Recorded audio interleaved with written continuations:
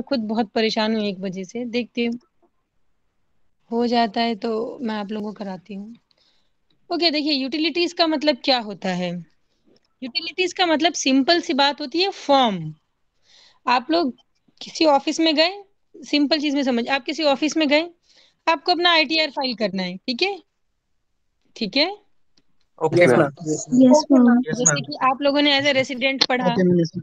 एक तो बच्चे अभी तक लॉग इन कर रहे हैं, आप लोगों ने अपना ये पढ़ा, रेसिडेंशियल स्टेटस पढ़ लिया, सैलरी पढ़ लिया, हाउस प्रॉपर्टी पढ़ लिया, कैपिटल गेन पढ़ लिया। बिजनेस एंड प्रोफेशन आपने नहीं पढ़ा है क्योंकि वो आपको अकाउंट्स में कराते हैं। State of and carry forward आपने पढ़ लिया, जो भी हिसाब किताब है।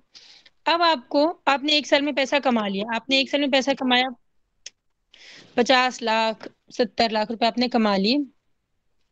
अब आपसे इनकम टैक्स ऑफिसर कहता है कि आप एक काम करिए, आप इनकम टैक्स फाइल करिए, इनकम टैक्स जमा करिए, ठीक है? ठीक है, okay ma'am. Yes yes ma'am. Ma'am. वो आपसे ये कह यस रहा मैम। है।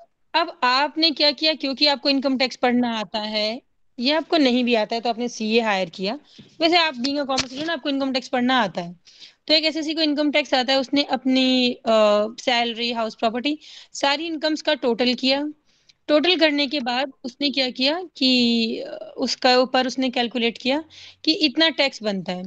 जो टैक्स बनता है, उसने उतना टैक्स बताया कि मेरा इतना टैक्स बनता है। अब इनकम टैक्स ऑफिसर कहते हैं नहीं, आप तो कह रहे हैं आपका टैक्स जो है 45,000 बनता है, और मैं कह रहा हूँ आपका इनकम टैक्स बनता है 55,000 रुपए। जब ये ऑनलाइन नहीं होता था, आज से 20 साल पहले, तब हम भी स्टूडेंट नहीं थे, बहुत छोटे थे हम भी ऑब्वियसली, लेकिन तब की बात है कि जब ये ऑनलाइन नहीं था, तब वहां पे रियलिटी में मारपीट हो जाती थी इनकम टैक्स डिपार्टमेंट में से, मजाक की बात नहीं है। क्योंकि इंडिया में या किसी भी डेवलपिंग कंट्री में पैसा बहुत मैटर करता है, right? Yes yes ma'am. Ma'am. हम डेवलप्ड कंट्री तो है नहीं कि भाई हमारी कार, हमने एक कार खरीदी 25 लाख की और डेंट लग गया, में कोई फर्क नहीं पड़ रहा है, ऐसा नहीं है। हमने कार बहुत मेहनत से खरीदी है और एक डेंट कम से कम 5,000 का है, तो हम उतर के झगड़ा करते हैं। ऐसा डेवलपिंग कंट्रीज में, तो डेवलप्ड में ऐसा नहीं कि बहुत सोफिस्टिकेटेड है या बहुत सिविलाइज्ड है इसलिए वो झगड़ा नहीं करते हैं। वहां पर पैसा सफिशिएंट है, सर्विसिंग कम है, हिसाब कम है, इसलिए वहां झगड़े कम होते हैं। तो इनकम टैक्स डिपार्टमेंट में झगड़े हो रहे हैं, ये सब कुछ हो रहा है। अब आपको इनकम टैक्स फाइल करना है। अब चीजें हो गई ऑनलाइन मोड, गवर्नमेंट ने ऑनलाइन कर दिया कि आप एक काम करिए, आप यहाँ ऑफिस मत आइए, ऑनलाइन आप फाइल कर दीजिए।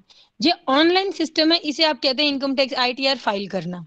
ये इनकम टैक्स सबमिट करना, उसके बजाय वर्ड हो गया आरटीआई, आईटीआर फाइल करना, इनकम टैक्स रिटर्न फाइल करना, सबमिट करना। अब ऐसा नहीं कि आप इनकम टैक्स रिटर्न गलत सबमिट नहीं कर सकते हैं, ऐसा नहीं है कि आप इनकम टैक्स एक्सपर्ट ही होंगे, ऐसा नहीं है कि आप सीए ही हैं, आपको आता ही है। आप गलती भी कर सकते हैं, उसमें कोई दिक्कत नहीं है। ये काम इनकम टैक्स ऑफिसर का है वेरीफाई करना कि आपने सही फाइल किया है या नहीं किया है। Clear? Yes ma'am. Yes ma'am. Yes okay, ma'am. लेकिन यस मैम। उसमें जो आपने अपनी डिटेल्स दी है ना, वो डिटेल्स गलत नहीं होनी चाहिए। अगर वो डिटेल्स आपने गलत दी हैं तो वो क्राइम है। जैसे आपने कहा कि मुझे सिर्फ सैलरी से इनकम हुई है, लेकिन आपको सैलरी से इनकम नहीं हुई है, आपको सैलरी से भी हुई है, हाउस प्रॉपर्टी से भी आपको इनकम हुई है, कैपिटल गेन से भी आपको इनकम हुई है, और आपने वहां पे जो डिटेल्स हैं वो डिटेल्स आपने कम सबमिट की है, वहां पे कम दी है या गलत दी है, कि ताकि आपके ऊपर इनकम टैक्स कम लगे। आपको लगता है कि अगर मैं बता दूंगा मेरे पास किराया भी आता है, ये भी है, वो भी है, तो टैक्स ज्यादा बन जाएगा, 50 लाख पे टैक्स देना ठीक है, मैं 70 लाख पे टैक्स नहीं दूंगा, आपने कम बताया है, right? Yes ma'am. Yes ma'am. एक मिनट, ये बच्चे अभी तक क्लास में एंटर हो रहे हैं, अभी तक एडमिट हो रहे हैं। सो क्या होता है कि अब आप उसमें गलत भी दे सकते हैं, ये नहीं कि आपको सही देना है। वहां इनकम टैक्स ऑफिसर होता है, या आपके साथ एक टीचर है, आप इनकम टैक्स वही करें जो प्रैक्टिकल है। टीचर को आपको इनकम टैक्स फाइल करके देना है। आपको मैं एक क्वेश्चन देती हूँ, हार्ड कॉपी, आप इस तरीके से समझिए, जिनको रिटर्न बिल्कुल समझ में नहीं आया, मैंने आप हार्ड कॉपी में क्वेश्चन दिया, जो बच्चे के लिए क्वेश्चन है, और उसको इनकम टैक्स फाइल करना है। वो रियलिटी में यही है कि आपके पास आपकी इनकम डिटेल्स आ गई हैं। जैसे गिरीश आहूजा की बुक में, एक सेकेंड मैं बताती हूँ आपको, लास्ट में कोई भी क्वेश्चन उठा लीजिए इनकम टैक्स रिटर्न का, कोई भी, यस, पेज नंबर,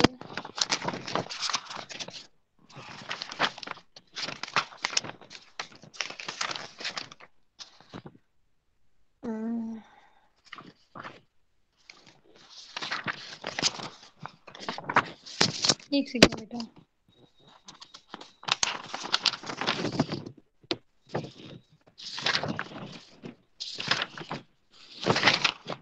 एक तो पेज नंबर 544 ओपन करके रख लीजिए, फोल्ड कर लीजिएगा, मार्क कर लीजिए page number 544 and let me search for the question.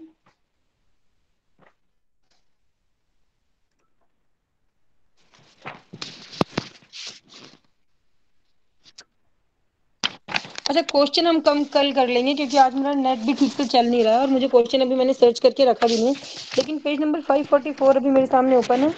Okay, तो मैंने आपको एक क्वेश्चन दिया, किसी बच्चे के पास क्वेश्चन है इस टाइम पे रेडी, कि वर्कशॉप में मिला हो या कहीं पे मिला हो? है किसी बच्चे के पास? हाँ मैम, एक केस स्टडी है मेरे केस स्टडी पास। 6 है। नहीं केस हाँ स्टडी नहीं है तो पूरा तामझाम होगा, केस स्टडी नहीं, क्वेश्चन है कोई जैसे बुक में आता है, एग्जाम में आता है, वो क्वेश्चन है कहीं किसी ने देखा है, किसी बुक में सर्च किया है किसी ने? Practical question. अच्छा चलिए हम कल कर लेंगे, कल आप लोग भी सर्च करके रखिएगा, अभी समझ लेते हैं बेसिक चीजें। सो आपके पास, आपको मैंने क्वेश्चन दे दिया, वो क्वेश्चन आपकी इनकम डिटेल्स हैं मिस्टर ए की, जैसे मान लो उत्कर्ष है, उसके पास उसकी इनकम डिटेल्स हैं कि उसने सैलरी से इतना पैसा कमाया है, बिजनेस एंड प्रोफेशन से इतना कमाया है, दैट्स इट। अब आप इनकम टैक्स रिटर्न फाइल करने के लिए ई गवर्नमेंट ऑफ इंडिया की ई फाइलिंग साइट पर जाइए, ई filing of income tax government of India. अगर आप जो गूगल पे जाके इतना लिखते हैं तो वो आ जाएगा। मेरा बाई चांस नहीं चल रहा है नेट, वरना मैं आपको स्क्रीन शेयर करती। आई डोंट नो क्या हो गया इशू, मैं कल डेफिनेटली शेयर करूंगी। और आप लोग हो सके तो सर्च कर लीजिएगा, जो मैं आपको बता रही है ये, इस पे आप जाएंगे, राइट हैंड साइड पर ही आपको एक कॉलम मिलेगा ऑफलाइन यूटिलिटीज मैम, का।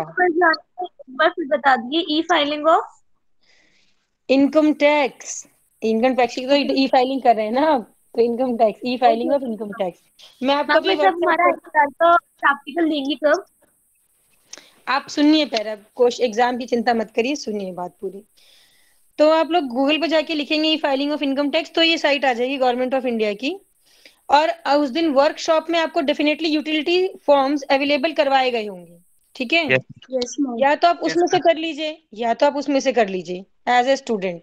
लेकिन अगर आपको एज ए एसएससी समझना है तो आप क्या करिए, गवर्नमेंट ऑफ इंडिया पे जाइए, राइट हैंड साइड पे कॉलम्स होंगे ऑफलाइन यूटिलिटीज के।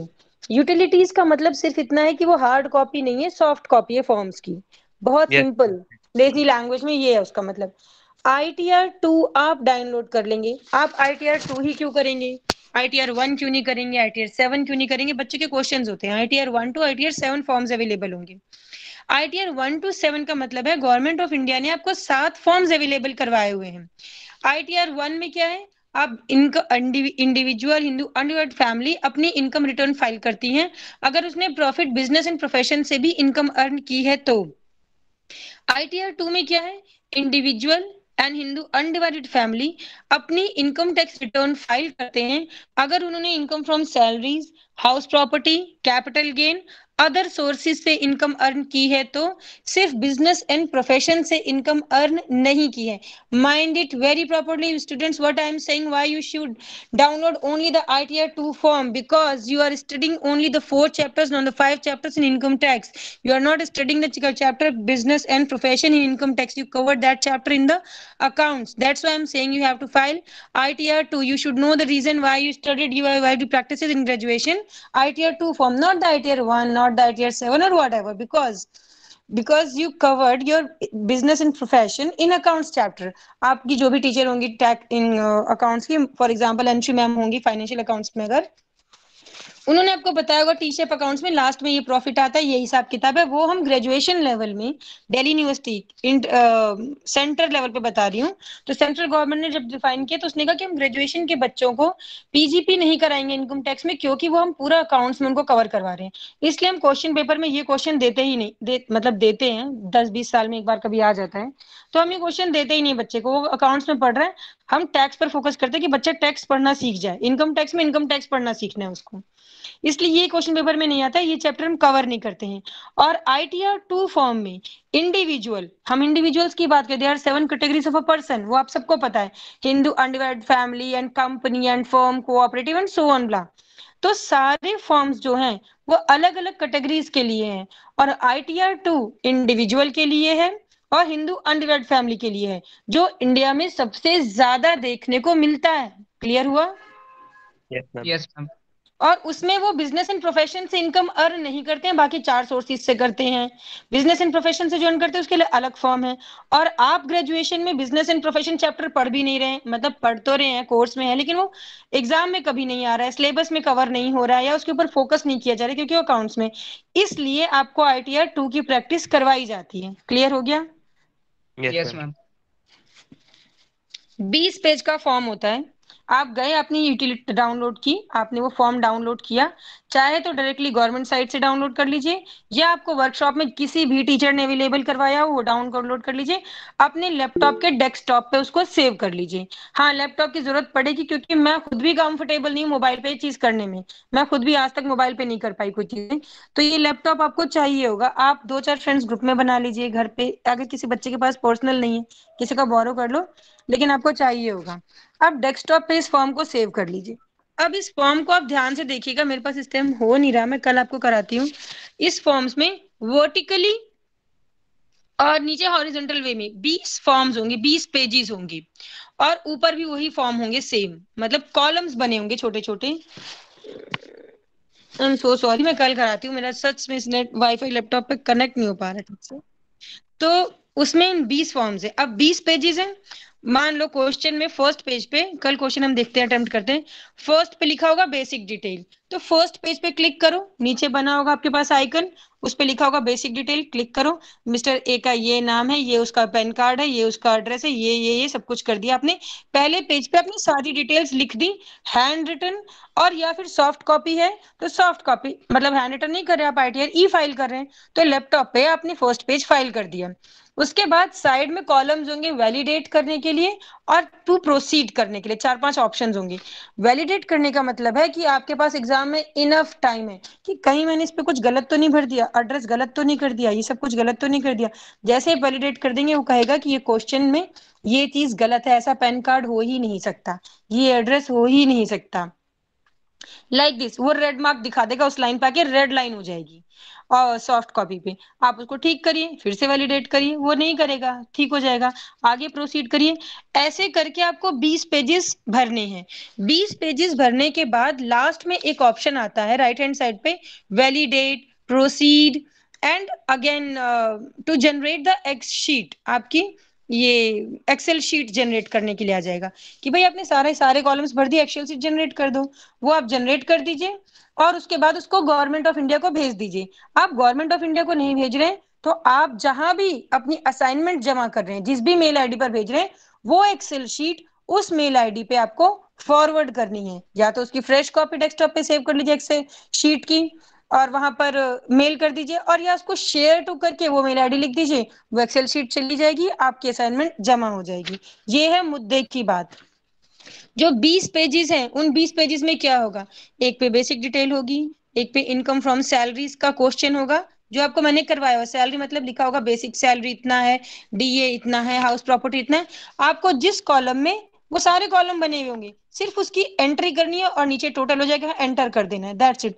सेकंड पेज पे सेकंड, ऐसे ही 20 पेजेस की एंट्री होगी। अब आप 5 पेजेस है तो 20, सॉरी 5 चैप्टर है तो 20 पेजेस कैसे हैं? 4 आपके मेन चैप्टर्स होंगे, 5वां चैप्टर आपके पास है नहीं। Set of and carry forward होगा कि पिछले साल का कोई लॉस वॉस हिसाब किताब तो नहीं है। उसके बाद जो आपका ये है SSC, सॉरी पार्टनर की जो इनकम ऐड होती है, क्लबिंग या क्लबिंग ऑफ इनकम जो है, उसका एक कॉलम होगा। उसके बाद डिडक्शंस का अलग कॉलम होगा। देन उसके बाद प्रोफेशनल टैक्स के लिए अलग कॉलम होगा। जो भी आपने पढ़ा है वो सब उसमें फाइल करते जाइए, अलग अलग पेजेस पर आते जाइए। वैलिडेट करने का टाइम है एग्जाम में। अगर आप मास्टर डिग्री लेवल में भी इनकम टैक्स पढ़ते हैं और वहां पे एग्जाम 1 घंटे का ही होता है, वैसे हम लोग भी 1 घंटे का ही लेते थे, बाई चांस ये कोविड की वजह से ले नहीं पा रहे, तो बच्चे वहां पर वैलिडेट ना करे तो बेटर होता है। क्योंकि मैं प्रैक्टिकल बात आपको बताऊं अगर, तो क्या आपको लगता है कि वर्षा मैम और अमृता मैम दो ही अगर टैक्स के टीचर हैं और उन्हें 800 बच्चों की एक्सेल शीट जनरेट चेक करनी है, तो एक साथ बैठ के कर पाएंगे आराम से एक बच्चे का ओपन करके? सोच के देखिए, होता है ऐसा लॉजिकली?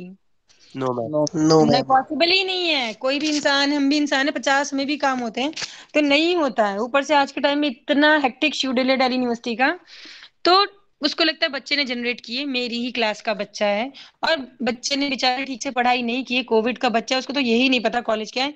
ठीक है, टीचर थोड़े लीनियंट हैं, ये सच बात है, इस टाइम पे हर टीचर बहुत लीनियंट है, क्योंकि उन्हें इन बच्चों के साथ सिंपैथी है कि बच्चे बेचारा कॉलेज समझ ही नहीं पाया है क्या, शायद पास आउट भी ऐसे ही हो जाएगा। तो आप वैलिडेट अगर करना चाहते हैं, अच्छे से पढ़ना चाहते हैं, मास्टर डिग्री के हिसाब से पढ़ना चाहते हैं, तो वैलिडेट बकायदे कीजिए, और जो लाइन रेड आ रही है उसको ठीक से वेरीफाई करिए। नहीं समझ में आ रहा है तो क्लास में पूछे कि मैम ये चीज कई बार मैंने रेक्टिफाई की कि इनकम फ्रॉम हाउस प्रॉपर्टी में उसमें लिखा अनरियलाइज्ड रेंट 2,000 रुपए, मैंने 2,000 रुपए एंट्री की, और वैकेंसी जो है 3 महीने की वो भी मैंने एंटर की, तो ये रेड लाइन दोनों में से एक आ रही, दोनों एक साथ एंटर क्यों नहीं हो पा रही। तो टीचर आपको बताएगा कि अगर अनरियलाइज्ड रेंट का अमाउंट लिखा हुआ है और वैकेंसी टाइम पीरियड लिखा हुआ है, तो आप वैकेंसी टाइम पीरियड को कंसिडर नहीं करेंगे, आप अनरियलाइज्ड रेंट को देखेंगे, क्योंकि लिखा हुआ है कि उसको मिलना चाहिए इतना, मिला है इतना, तो आप ये देखेंगे वैकेंसी 3 महीने थी या 6 महीने थी, उसको रेंट मिला कितना है, हम उसके ऊपर टैक्स लगाएंगे, हम बाकी कहानियों पे नहीं जाएंगे। तो टीचर आपको डाउट दूर कर देगा, तो फिर आप वैकेंसी की एंट्री हटा देंगे और अनरियलाइज्ड रेंट उस पर लिख देंगे। अगर आपके पास सफिशिएंट टाइम है तो, नहीं है तो वैलिडेट मत करिए। हो सकता है आपका आईटीआर प्रैक्टिकल मास्टर डिग्री में सिर्फ आपको आधे घंटे का टाइम मिले या 15 मिनट का कि रिटर्न फाइल करो, तो प्रोसीड करिए, एक्सेल फाइल अपनी जनरेट करिए, अपने नाम से उसको सेव करिए। कुछ बच्चों ने असाइनमेंट भी ऐसे भेजा है कि बस असाइनमेंट भेज दिया है, at least mention your name, your class, your roll number, you should mention on each and everything. अब ग्रेजुएशन के बच्चे हैं, किसी का भी रोल नंबर किसी से पूरे कॉलेज में टैली नहीं होता है, पूरी दिल्ली यूनिवर्सिटी में कोई भी रोल नंबर दोबारा रिपीट नहीं होता है। इस बात को दिमाग में बिठा लीजिए। ऐसा नहीं सकता कि अगर मैं 319 को पढ़ा रही हूँ, 2319 इस क्लास में है, तो ऐसा हो ही नहीं सकता कि 2319 पूरी दिल्ली यूनिवर्सिटी में कहीं पे इस टाइम पे होगा। एक कोड है हर क्लास के स्टूडेंट का जो नहीं हो सकता दोबारा। तो एटलीस्ट अपनी असाइनमेंट भेजिए, अपनी एक्सेल शीट भेजिएगा तो ये ध्यान रखिएगा कि अपना नाम, क्लास, रोल नंबर उसके ऊपर मेंशन कर दीजिए और उस फाइल को भेज दीजिए। ये है simple income tax return file करना। ये कोई बहुत बड़ी बात नहीं है, कोई बहुत बड़ा काम नहीं है। सिर्फ सीएस जो है इसको फाइल करने के 500 रुपए ले लेते हैं आज के टाइम में, आने वाले टाइम में वो भी नहीं होगा। हर आदमी अपने टैक्स रिटर्न खुद फाइल करो, क्योंकि सॉफ्टवेयर बहुत ईजी है, सिर्फ डिटेल्स लिखनी है और एंटर करना है, और वो रेक्टिफाई तक करके आपको बता रहा है कि आपने गलत किया है कि सही किया है। और फाइनली वैलिडेट आप नहीं करते और आप गलत भी भर दे रहे हैं, तो वहां इनकम टैक्स ऑफिसर बैठा है, वो कहेगा कि 30,000 नहीं है आपको टैक्स 50,000 भेजना है, आपने ये गलत एंट्री कर दी थी इसमें, वो मैंने रेक्टिफाई कर दी है, और वो आपसे कोऑर्डिनेट करके उतना टैक्स आपसे चार्ज कर लेगा। Clear? Clear, Yes, ma'am. ma'am. बहुत सिंपल सी चीज है, अपने दिमाग को स्ट्रेस मत दीजिएगा। आईटीआर क्या है?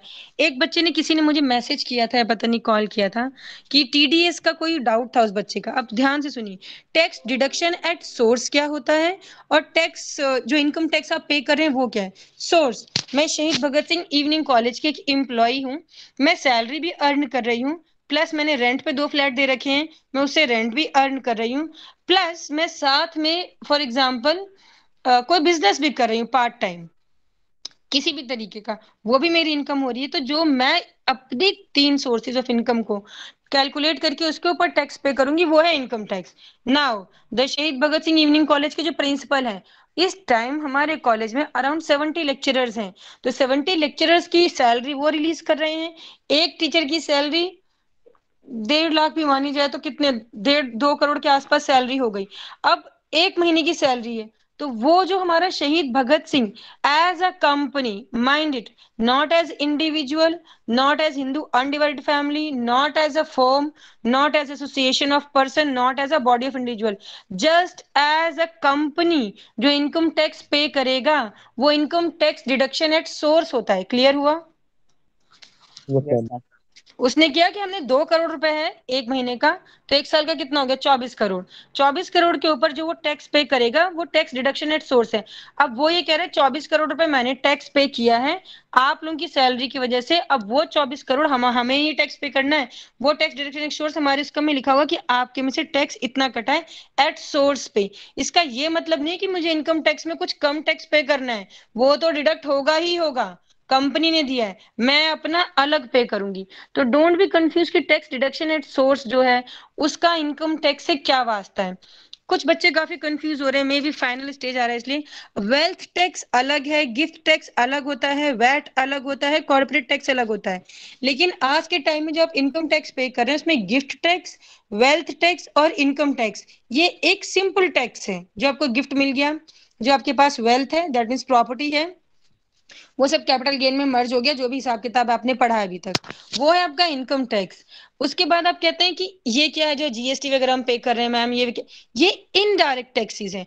डायरेक्ट टैक्स आपने जो पैसा कमाया उसके ऊपर टैक्स पे कर रहे हैं। इनडायरेक्ट टैक्स जो आप सर्विसेज यूज कर रहे हैं उसके ऊपर आप जो पैसा पे कर रहे हैं गवर्नमेंट को, वो आपका इनडायरेक्ट टैक्स है। कॉर्पोरेट टैक्स क्या है? अगर आप किसी कंपनी में इन्वेस्ट करते हैं, शेयर्स वगैरह खरीदते हैं, कुछ भी है, तो वो कंपनी अपने लेवल पे लाइक टीडीएस जो कंपनी है जो टैक्स पे करती है वो होता है कॉर्पोरेट टैक्स, उससे आपका कोई वास्ता नहीं है। आप वहां पर एक इन्वेस्टर हैं, लेकिन उसने जब हजारों इन्वेस्टर्स के बेसिस पर जो पैसा डिविडेंड दिया है या जो भी लेन देन हिसाब किताब हुआ है पे किया है, वो है कॉर्पोरेट टैक्स। एक है आपका इनकम टैक्स और एक है आपका इनडायरेक्ट टैक्स। इनडायरेक्ट टैक्स कभी वैट हो जाएगा, कांग्रेस आ जाएगी तो भी, कोई आएगा तो जीएसटी ने। आने वाले टाइम में कोई कुछ भी करे, लेकिन आपको इतना पता है कि आपको सिर्फ इतना पता होना चाहिए किसी टाइम में आप इनडायरेक्ट टैक्स कितना परसेंट पे कर रहे थे, आज के टाइम में कितना पे कर रहे हैं। इसके अलावा वर्ड्स में कभी मत उलझिएगा। इनकम टैक्स रिटर्न फाइलिंग का नाम चेंज करके, जैसे ITR 1 टू ITR 7 की जगह एक और यूटिलिटी फॉर्म आया इस साल, किसी बच्चे ने नाम भेजा था मुझे, उसका अजीब सा नाम है कुछ, देखिएगा आप लोग, ITR 7 के साथ होगा एक यूटिलिटी फॉर्म। तो वो हर साल नए फॉर्म्स आ जाते हैं बच्चों की प्रैक्टिस करने के लिए, कि अगर कोई इनकम टैक्स रिटर्न फाइल करने की प्रैक्टिस कर रहा है तो एक काम करो 1 to 7 छोड़ो, क्योंकि बहुत इनिशियल लेवल का बच्चा है 10 12 का, तो एक काम करिए ये फॉर्म डाउनलोड करो और लिखना सीख लो ABCD। लेकिन आप उस लेवल पे नहीं जाएंगे, आप ITR 2 का ही फॉर्म फाइल करेंगे। क्लियर है ITR क्या है? Yes, Yes, ma'am. ma'am. तो don't be confuse. Income tax return filing का एग्जाम कॉलेज में है 10 दिसंबर को। 99% आप लोगों को क्वेश्चन दिया जाएगा, 1 घंटे में आपको वो क्वेश्चन कंप्लीट करके मुझे मेल कर देना होगा। 1 घंटे के बाद अगर कोई बच्चा करेगा मेल, तो वो मेल कंसिडर नहीं होगी, वो बच्चा फेल माना जाएगा। क्लियर है? Yes, ma'am. मैम एक बार रिपीट कर दो। क्या रिपीट कर दें बताइए, पूछिए। मैम मेरा नेटवर्क एरर आ रहा था तो वॉइस ब्रेक हो रही थी। तो रिपीट क्या करना है ये तो बताइए। मैम यही जो आप अभी बता रहे थे कि कितनी देर में सबमिट करना है और वो 1 घंटे में आपको क्वेश्चन दिया जाएगा, 1 घंटे के लिए। फॉर एग्जाम्पल सुबह 10 बजे मैं क्लास ग्रुप पे क्वेश्चन भेज दूंगी और 11 बजे तक का टाइम होगा, सबमिट आपको क्वेश्चन करना होगा मुझे मेल पे। क्लियर? अगर बच्चे ने 1 घंटे में नहीं किया तो उस बच्चे के इनकम टैक्स रिटर्न में 25 में से 0 मार्क्स मार्क कर दिए जाएंगे। ठीक? मैम कौन सी डेट को है? 10 दिसंबर। आप ओके इतना मैम। घबराए हुए क्यों हैं? ये क्वेश्चन 10 मिनट का भी नहीं होता है, राइट? 532 आपका नाम क्या है? मैम अनन्या। ओके, अच्छा ठीक है। अब सारे बच्चों को क्लियर है बात? Yes, ma'am ma'am. आप एक्सेल यूटिलिटी की बात कर रहे हो ना? आकाश बताइए किसकी? एक्सेल यूटिलिटी मैम, वो जो ITR 2 वाले में है। या फिर एक second. Excel utility word ITR 2 आप जब डाउनलोड करेंगे तो Yes, उस ma'am. फॉर्म में 20 पेजेस दिखेंगे। आप एक्सेल यूटिलिटी वर्ड किस चीज के लिए यूज कर रहे हैं मुझे ये बताइए। मैम वहाँ पे 2-3 ऑप्शन था, एक वो जो सर ने बताया था वो वेबिनार में, वो जो जावा वाला यूटिलिटी था, और एक देखिए अगर आपको वेबिनार समझ आ गया, आकाश डोंट कंफ्यूज अदर स्टूडेंट्स। कुछ बच्चे इस चीज को लेके बहुत डाउट में, उन्हें कंफ्यूज मत करो। अगर नहीं आपको मैम। वर्कशॉप, एक सेकेंड, अगर आपका वर्कशॉप का क्लियर हो गया है कोई दिक्कत नहीं है, उस फॉर्मेट को फॉलो करिए, लेकिन दोनों को आपस में ब्लेंड मत करिए। यूटिलिटी फॉर्म कुछ नहीं होता है, ITR 1 टू ITR 7 है। एक J से नया फॉर्म आया है, वो है ITR 8 के मतलब एक नया फॉर्म है बच्चों की प्रैक्टिस के लिए। कोई भी यूटिलिटी फॉर्म आप डाउनलोड कर सकते हैं, उसमें प्रैक्टिस कर सकते हैं, लेकिन हर यूटिलिटी फॉर्म अलग कैटेगरी के लिए होता है। कोई एसोसिएशन ऑफ पर्सन के लिए है, कोई कंपनी के लिए। आपको ITR 2 डाउनलोड करना है, उसमें कोई यूटिलिटी नहीं है अंदर। यूटिलिटी मतलब क्या होता है? यूटिलिटी मतलब फॉर्म, उसके अंदर कोई फॉर्म नहीं है, उसके अंदर 20 पेजेस हैं बस। क्लियर आपको? Okay ma'am. Yes, किसी ma'am. बच्चे को कोई, हाँ पूछिए। मैम जब ITR फाइल कर रहे होंगे, इन केस हमें कोई किसी पॉइंट में डाउट होगा या किसी पॉइंट में स्टक हो गए, उस टाइम क्या करेंगे? उस टाइम क्वेश्चन को सॉल्व करिए। एग्जाम का मतलब क्या होता है? आपको लग रहा है कि अनरियलाइज्ड रेंट जो है ग्रॉस एनुअल वैल्यू में से माइनस होता है या प्लस होता है? ये तो आपको देखना पड़ेगा ना। इसीलिए इनकम टैक्स की पूरी बुक कंप्लीट कराने के बाद ही मैं फोकस करती हूँ कि ITR का फॉर्म लास्ट में कराया जाए, लास्ट के 1-2 दिन में। वो आपको करना आना चाहिए। अब ये तो आपको ही करना पड़ेगा ना कि इनकम फ्रॉम सैलरीज की कुछ एंट्रीज है तो सैलरी में लिखनी पड़ेंगी, हाउस प्रॉपर्टी की हाउस प्रॉपर्टी में, कैपिटल गेन की कैपिटल गेन में। कंफ्यूज हो जाएंगे तो क्वेश्चन करिए। Excuse me ma'am. हाँ पूछिए। मैम जब फॉर्म को फिल करते हैं तो उसमें पहले प्री फिल डेटा को मांगता है, तो फिर मैम जो हमारा क्वेश्चन होता है उसमें जो है मतलब जो पैन नंबर दिया रहता है, अगर हम उसे ऑनलाइन डाउनलोड करेंगे तो पैन नंबर रॉन्ग रहता है, तो हम प्री फिल डेटा कैसे डाउनलोड करेंगे मैम? नहीं, आपको कोई डेटा नहीं डाउनलोड करना है, आपको ब्लैंक फॉर्म डाउनलोड करना है। मैं आपको एक क्वेश्चन दूंगी, वो जो भी वर्कशॉप में दिया है, पता नहीं क्या दिया है, मैं आपको एक क्वेश्चन दूंगी, उसमें कुछ भी ऐसा नहीं होगा जो इनवैलिड होगा, ठीक है? Okay ma'am, okay. और अगर बहुत दिक्कत आएगी तो आप लोगों के घर में अगर कोई एसएससी है, आप उसका पैन कार्ड डालेंगे ना और डिटेल, वो क्वेश्चन हो जाएगा, ठीक है? कोई एक वैलिड पैन नंबर कार्ड देना होगा, वो क्वेश्चन के लिए होगा। वो क्वेश्चन मैं आपको बकायदे दूंगी, डोंट बी कंफ्यूज कि अगर हमने पैन कार्ड डालेंगे, पैन कार्ड नंबर वहां पे आ रहा है कि इनवैलिड है, अब हम क्या करें? इनवैलिड में आपको कोई मटेरियल दूंगी, मैं आपको जेन्युइन मटेरियल दूंगी जिससे आपका क्वेश्चन सॉल्व होता चला जाएगा। सिर्फ वो आपको गवर्नमेंट ऑफ इंडिया को फॉरवर्ड नहीं करना है, अपने टीचर को फॉरवर्ड करना है मेल पे, ठीक है? Yes ma'am. Okay ma'am. Okay, अब ध्यान से दूसरी बात सुनिए कि 10 तारीख को एग्जाम है, आपको 1 घंटे में फॉर्म जमा करना है, क्लियर? Yes ma'am. दूसरी बात, मैं आपको 2 से 3 दिन के अंदर क्वेश्चन दे दूंगी जो आपको 7 दिसंबर तक मुझे जमा कर देना है। क्लियर हो गई बात? मैं आधी ही बात कर रही हूँ, उसके आगे मैं नहीं बोलूंगी, क्लियर है? Yes ma'am. Yes ma'am. And take your time, तसल्ली से करिएगा। 10 तारीख को सिर्फ लॉग इन हो जाइएगा, बाकी मैं कॉलेज और यूनिवर्सिटी लेवल पे मैनेज कर लूंगी, लेकिन 7 दिसंबर तक आराम से फॉर्म बना के फाइल जनरेट करके बकायदे नंबर वगैरह सब करके मुझे मेल कर देना, क्लियर है? Okay ma'am. Yes ma'am. अब पूछे कोई डाउट है तो। कल क्वेश्चन हम प्रैक्टिस कर लेंगे इस पे आईटीआर पे, और मैं भी डाउनलोड कर लूंगी। मेरी भी एक कमी है कि मैं डेस्कटॉप पे ये फॉर्म डाउनलोड करके नहीं सेव कर पाई अभी तक, कुछ मेरे साथ भी इशू आ गया था, तो कल हम इसको प्रैक्टिस कर लेंगे, ठीक है? Okay ma'am. Okay ma'am, thank you ma'am. It's okay. और तुम लोग वो बहुत पैनिक मत हुआ करो किसी भी सिचुएशन में। ऐसा कुछ भी नहीं जो तुम लोग नहीं कर पाओगे, ऐसा कोई भी टैक्स का क्वेश्चन नहीं होगा जो तुम लोग 1-2 महीने बाद नहीं कर पाओगे। तुम लोग रिलैक्स रहो, तुम सारे ही एक्सपर्ट हो जाओगे टैक्स में 1-2 महीने बाद, राइट? और ये मैम वेकेशंस में भी हम प्रैक्टिस कर लेंगे कुछ क्वेश्चंस, अगर एग्जाम के मुझे कुछ लगा इंपॉर्टेंट है एग्जाम के पॉइंट ऑफ व्यू से, तो मैं किसी दिन क्लास अरेंज करके करा दूंगी एक आध क्वेश्चन बीच में उस तरीके का, ठीक है? Thank you ma'am. ओके बेटा, okay then you all can log out. Thank you ma'am. Thank you. Thank you ma'am. Thank you ma'am. Okay बेटा।